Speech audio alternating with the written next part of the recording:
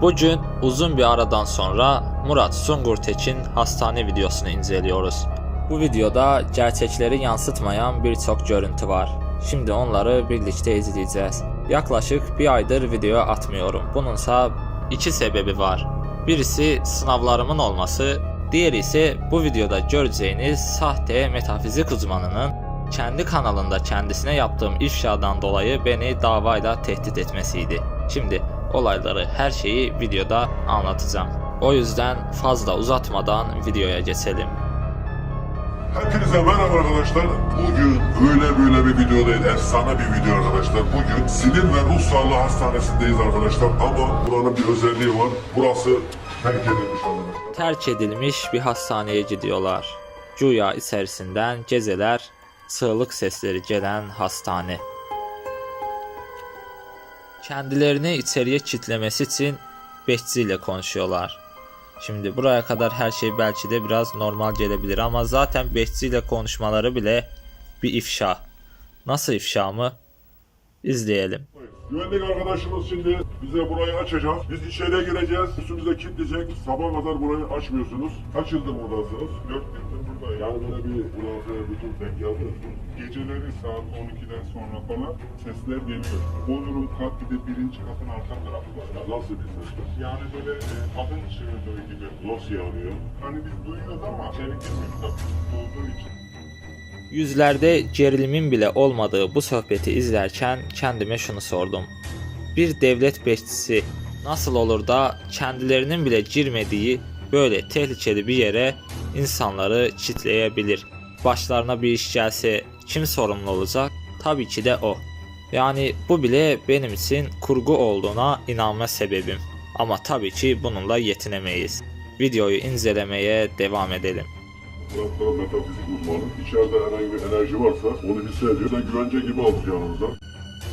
İşte bir yalan daha. Murat Sungurtekin'in burada gösterdiği şahıs aslında metafizik uzmanı değil. Kendisi sadece bir korku evi yöneticisi.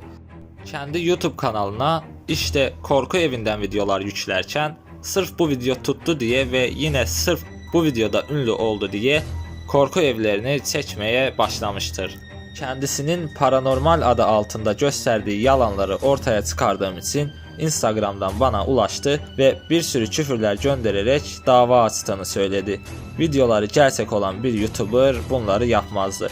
Videomuza dönecek olursak buradan bu şahsın bir metafizik uzmanı olmadığını, yine videonun yalanla başladığını anlamış oluyoruz.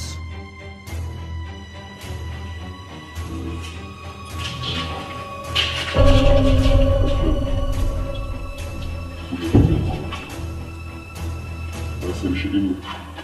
Bu odada, bu hastanede her yere girelim, buraya girmeyelim abi. Niye abi? Buraya girmeyelim abi, sormayın. Bu hastanede her yere gir, morkayım, yukarı çık, ne yaparsan yap buraya girme. Buraya geçelim abi. Buldukları bir kapıyı sahte metafizik uzmanımız inceledikten sonra buraya girmemeleri gerektiğini söylüyor. Zaten bize paranormal yerleri göstermek için burada bulunan insanlar güya paranormal olan yerlerden uzak duruyor. Olan bir uzaklaşalım. Hayır ama o da arkamızda kalıyor.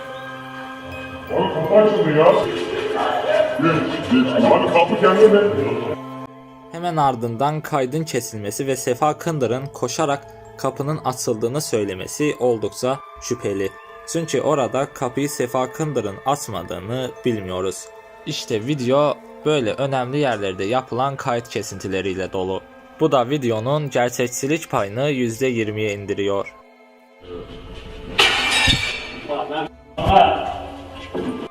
Gösterdikleri diğer görüntüler gibi bu görüntüde kamera arkasında yaşandığı için kendilerinin yapıp yapmadığından emin değilim. Buradan geliyordum, buradan tahta düştü. Baktım herkesin saydı, Mami abi falan orada mı? Geldik en önemli kısma. Hareket eden tekerlekli sandalye. Videoyu izleyenlerin büyük bir kısmının aklında bu soru vardı. Şimdi bunu cevaplamaya çalışacağım. Sandalyenin hareket ettiği görüntüden 10 saniye önceye gidelim.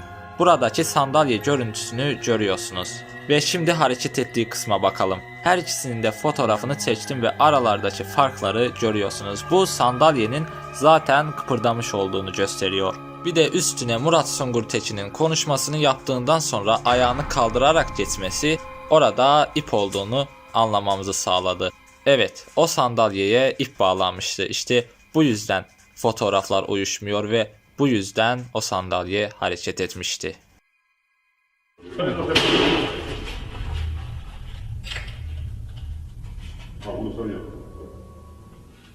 İşte burada yapmaları gereken tek şey onu kimin devirdiğini görmek için odaları kontrol etmekti. Yoksa kendi arkadaşları mıydı? Abi bir kayıt olsun o zaman.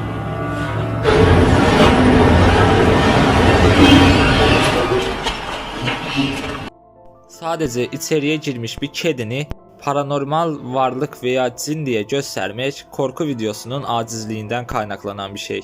Şunu da hatırlatmakta fayda var. Bu insanların hiçbirisi korku sektöründe değil. Bu yüzden biraz amatörce davranmışlar.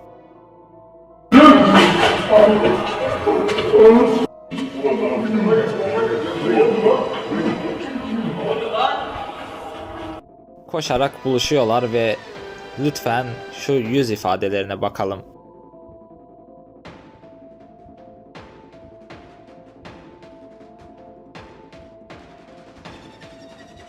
Sonda da dayanamayıp sahte güvenliği çağırıp kapıyı astırıyor ve oradan gidiyorlar.